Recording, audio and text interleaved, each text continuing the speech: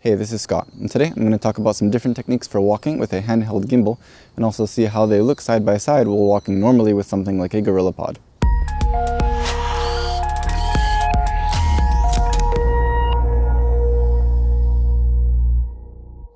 If this is your first time to this channel, thanks for watching. Be sure to check out my other videos and hit the subscribe button if you want to see more in the future. I'm using the Pilotfly H2, but this should pretty much apply to any gimbal of this design. I'll put a link to the H2 and all the other gear that I'm using down below, so if you're interested, please be sure to check that out. So what I'm going to do is just put the gimbal in mode 3, which basically locks it in position, then walk back and forth a few times in different styles, so you can see how they compare to each other, and also put it side by side with just walking normally using a GorillaPod. So the ground was pretty uneven, the stairs were oddly spaced, and I'm terribly awkward, so I did stumble a bit here and there, but I left it in because I wanted to show how well the gimbal performs at what should be essentially its worst. Even walking carefully, like I was here, I could have done better. If you take your time and really focus and you're really careful, you can definitely get even better footage than this.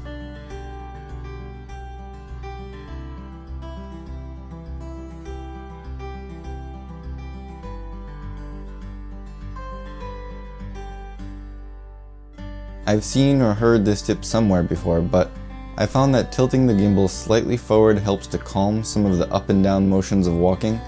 It's less significant here, but when running, I found it makes a much more noticeable difference.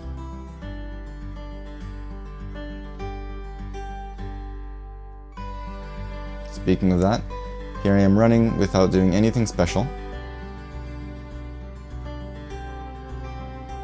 And now running while tilting it forward just a bit. It's small, but if you look closely, especially at how the horizontal lines bounce up and down, I think there's a significant enough difference to make it worth trying. Now walking with it inverted and no special technique, the ground moves more noticeably since it's closer to the camera.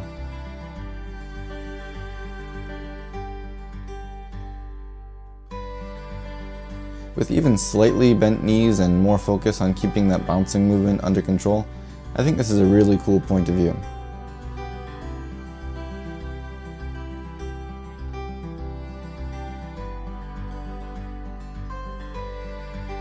Using the same forward tilt technique showed more impact when inverted, in my opinion, since the bounce is more noticeable to begin with.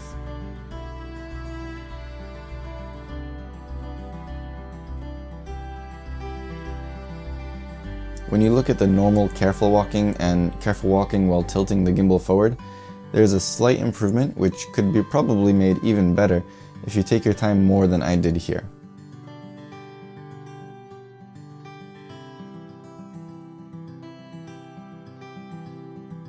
When running, I find it a bit more difficult to move carefully like when walking with bent knees, so the tilting technique helped even more.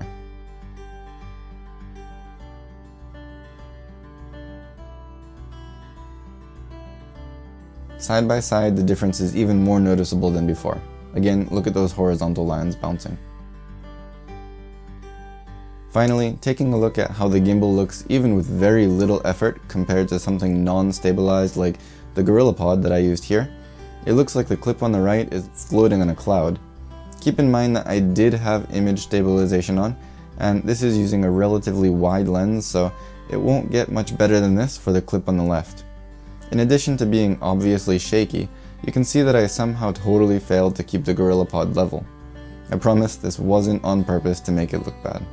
As a side note, it took me literally under a minute to get the H2 gimbal balanced when I came here.